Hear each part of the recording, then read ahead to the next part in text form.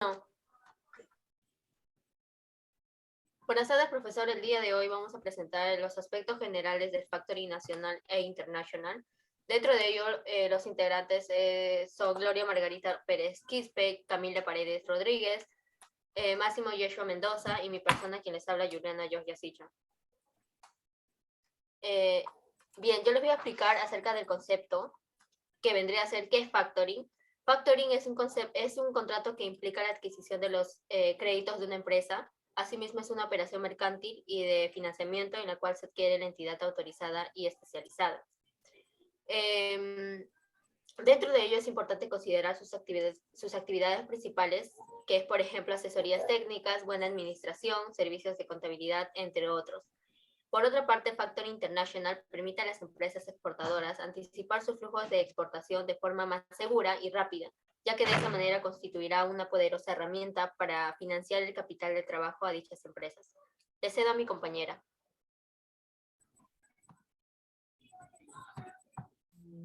Yo voy a explicar lo que son clases de factoring. Existen diferentes clases de factoring. Factoring con financiación, factoring sin financiación, drop split factoring o mil agent factoring, factoring con recurso, factoring sin recurso, factoring con notificación y factoring sin notificación, factoring doméstico, factoring internacional, factoring de exportación, factoring de importación e exportación, y inclusive factoring y split factoring.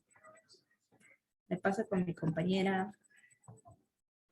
Yo les voy a hablar acerca del concepto del factoring, de las características del factoring, ya que cuenta con 6 puntos importantes. Dentro de ello tenemos el primer punto, que vendría a ser consensual.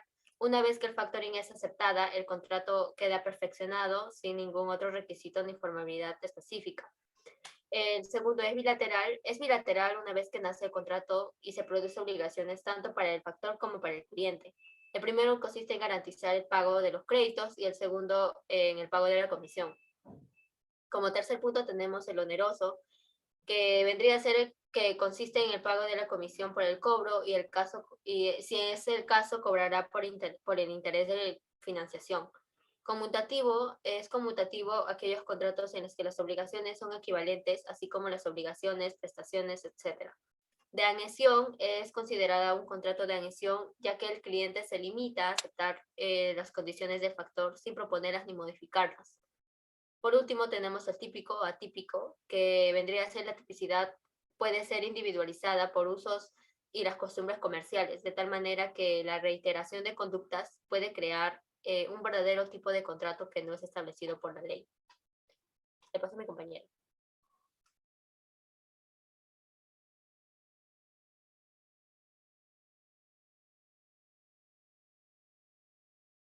Tu audio.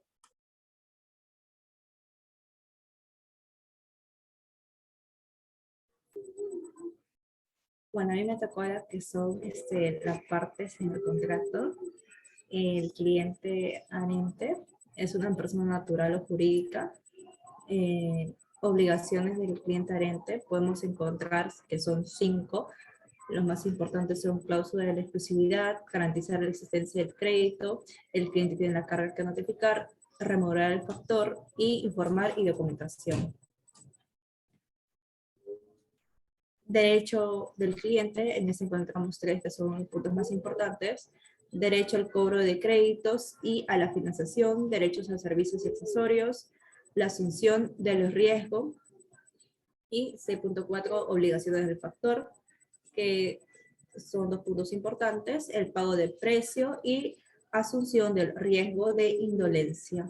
6.5 derechos del factor, encontramos 2 partes importantes en este caso, que son derecho a la aprobación y derecho a revisar la contabilidad y documentación del cliente. Le paso con mi compañera.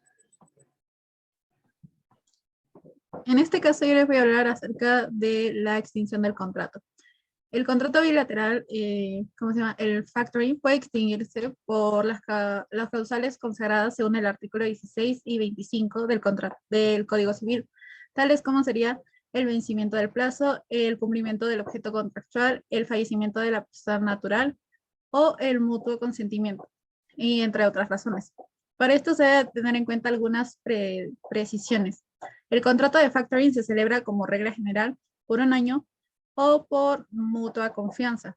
Se puede dar por terminado unilateralmente por voluntad de alguna de las tres de las partes con una antelación que pacta entre los 30 y 90 días.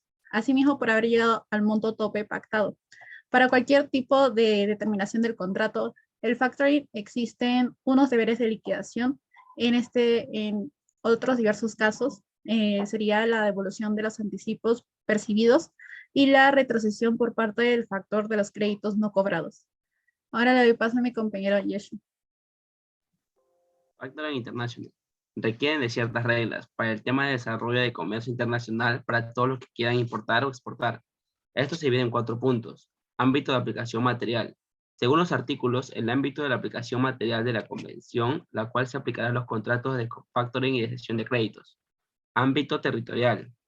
Como dijimos anteriormente, su internacionalidad no está determinada por el lugar donde se ubican las partes que celebran el contrato de factoring. Es posible que un contrato de factoring esté ubicado según la convención. Interpretación de la convención. Según lo previsto por la convención en sus artículos, para efectos de su interpretación se debe tener en cuenta su objeto y en general los fines enunciados en su preámbulo.